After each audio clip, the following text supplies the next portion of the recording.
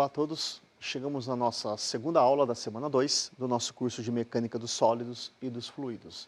Nessa semana nós iremos estudar forças equivalentes e equilíbrio. Nós podemos verificar que o equilíbrio de forças exige algumas condições que sejam necessárias para que este equilíbrio ocorra. Seja um equilíbrio estático, como por exemplo um livro posto numa estante, ou um equilíbrio um equilíbrio instável, né, que seria uma pessoa andando de bicicleta, que depende um pouco da sua velocidade, ou um ventilador girando, ou mesmo uma pessoa praticando um esporte como o curling. As condições de equilíbrio, ela depende de duas informações. A primeira delas é que o momento do centro de massa, ou seja, o momento total do centro de massa, seja constante.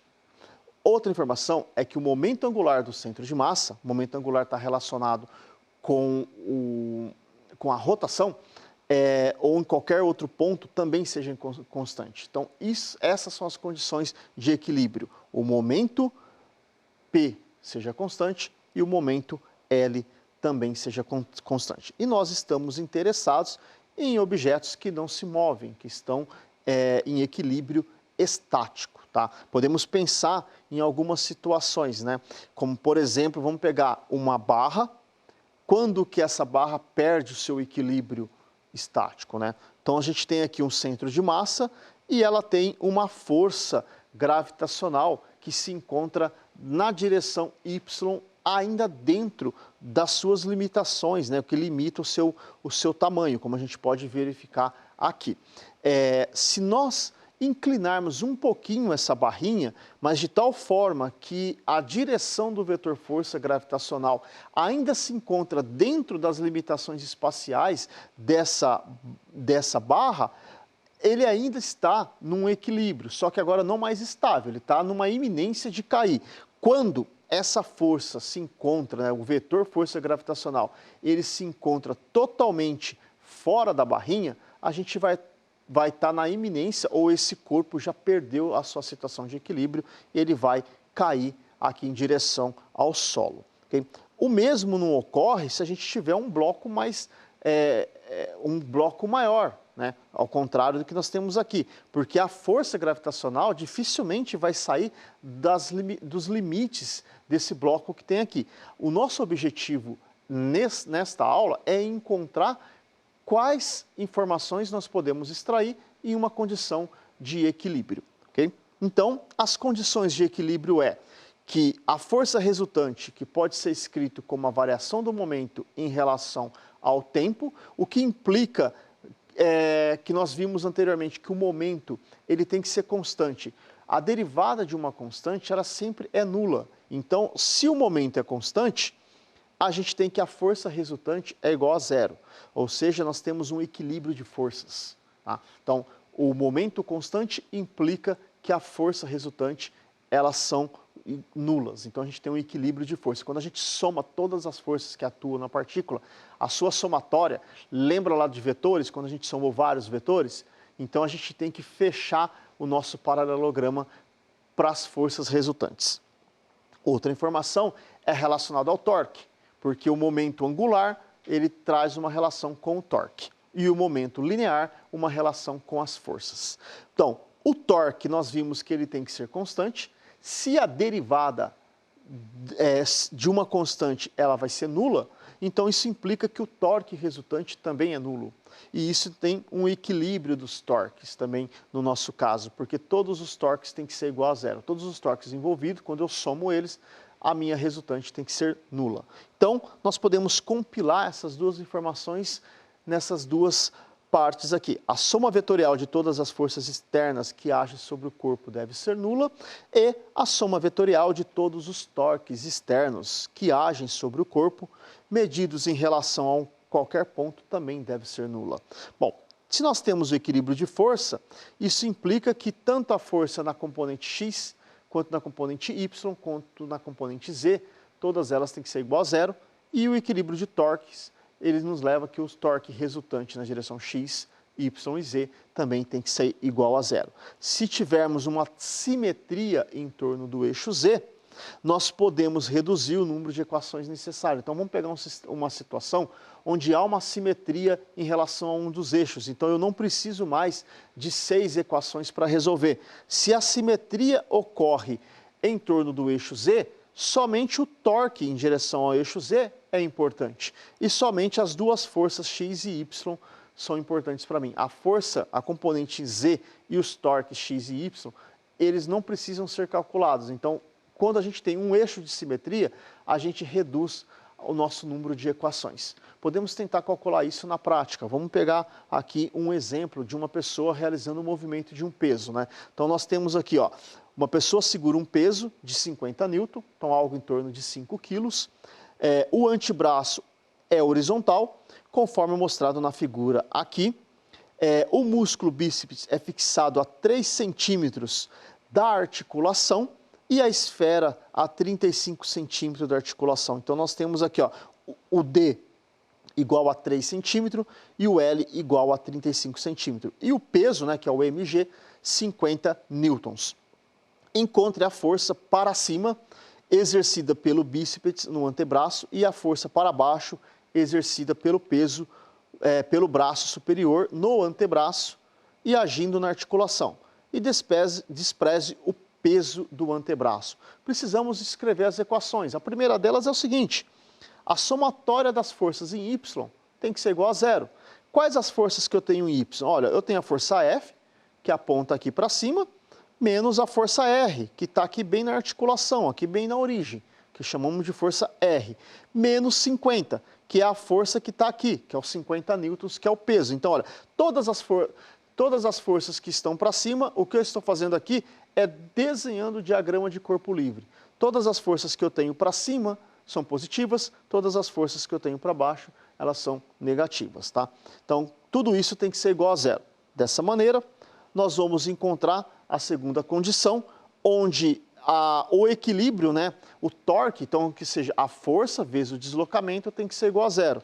Então, eu tenho a força F vezes D, ó, porque essa força F, lá do bíceps, ela está a uma distância D, então, esse é o torque devido à força F, menos mgL. Então, essa força aqui, mg, vezes esse braço de alavanca L.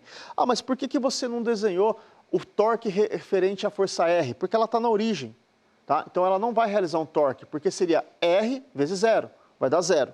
Tudo isso é 0. Daqui, nós podemos encontrar quem é a força F. A força F vale 583 newton e a força R vale 533 newton. Então, se a gente olhar aqui, ó, a força aqui é como se fosse de aproximadamente 5,3 quilogramas e a força aqui no bíceps de 5,8. E nós estamos levantando um peso de aproximadamente 5 quilos, ou seja, 500 newtons. Bom, então a gente consegue calcular qual que é o esforço, qual que é a força que uma pessoa realiza ao fazer ali um exercício, ou seja, em casa, ou seja, na academia. Então, a gente tem aqui as informações para isso, usando somente as condições de equilíbrio do nosso sistema. Podemos ir um pouco mais além, né? Podemos pensar quais são as forças de equilíbrio que atuam em uma ponte, né? Então, se a gente olhar aqui numa ponte, a gente tem vários ângulos aqui do nosso sistema, a gente tem uma carga de aproximadamente 720 newtons colocada bem no centro e nós podemos verificar o seguinte, olha, vamos supor que essa carga de 7.200 newton, aproximadamente 720 quilogramas, qual é a força de tensão em todos os componentes da estrutura, né? O nosso objetivo aqui agora é estudar qual que é o esforço calculado em cada um desses pontos que está aqui. Então, a gente tem que aplicar essa ponte, ela está parada. Então, ela está numa situação de equilíbrio e verificar quais são essas forças que tem aqui. Bom, primeira coisa, olha, vamos desenhar as forças. Eu tenho a força que de A a B, tá vendo aqui, ó, aqui é o A, aqui é o B. A força FAB, ela aponta saindo da direção da ponte. Temos a força AC, né, que é a força entre o ponto A e o ponto C. E temos a força CA, que é a força de C para A. Temos a força BC, que é do ponto C para B. Né? Vamos identificar todas essas forças primeiro. E a força DC, que é a força de C na direção D. E aqui a força CE, né, que aponta de C para E, e a força EC, que é o oposto. E a força ED, né, assim como a AB, né, ela aponta ao contrário. E aqui, olha, no mesmo ponto, nós temos a força gravitacional G, devido àquela massa, aquele peso de 7.200 newtons que nós colocamos ali no centro. Então, FAB é a força exercida pela escora A no pino A, na escora AB, né, no pino A. Vamos aplicar as equações de equilíbrio aqui no ponto A. Então, as forças de equilíbrio em Y, quais seriam? Bom, em Y nós temos NA, o que é o NA? É a normal no ponto A, mais NE, que é a normal no ponto E, menos FG, né? É o que nós temos em Y. Ah, mas por que não tem uma normal em C? Porque a ponte em C, ela não tem nenhum ponto de apoio, né? Ali naquela região, ela não está apoiando em nada. Então, ela não tem uma normal. Temos somente a força-peso. Então, em Y, nós temos esse movimento que está aqui. Então, isso tudo é igual a zero. Podemos, então, escrever que a normal no ponto A mais a normal no ponto E é igual à força gravitacional daquela massa que nós colocamos no centro da ponte, que vale 7.200 newton. Essa é uma informação que que nós vamos guardar. Vamos continuar. Vamos calcular o torque, ou seja, qual que é aquela grandeza que tenta realizar uma rotação no ponto A, observando que o comprimento total da estrutura da ponte vale L. Então, toda a ponte aqui, ela tem um comprimento L. Só que eu vou realizar o torque, realizar essa força-peso, devido, aqui no ponto NE, por exemplo, somente metade da ponte, porque a outra metade está apoiada do outro lado. Então, as somatórias do torque em Y vai ser o L, que é o comprimento, vezes NE, então, que está aqui, ó, então a ponte inteira, ela tenta realizar um torque que vale LNE, então é o deslocamento vezes a força, menos, por que menos? Porque, olha, a força gravitacional está apontando para baixo. Só que aonde está apontando? É lá no centro da ponte, então vai ser o L dividido por 2. L dividido por 2, força gravitacional. Qual que é a condição de equilíbrio? De que os torques na direção Y seja igual a zero. Então, fazendo isso, eu consigo encontrar que a minha normal no ponto E vai ser, porque é igual a zero, eu posso passar esse NE para lá, o L cancela dos dois lados, vai ser a força gravitacional dividido por E, 3.600 newton. Então, é como se metade, um lado da ponte, sustenta metade do peso que está ali no seu centro. Okay?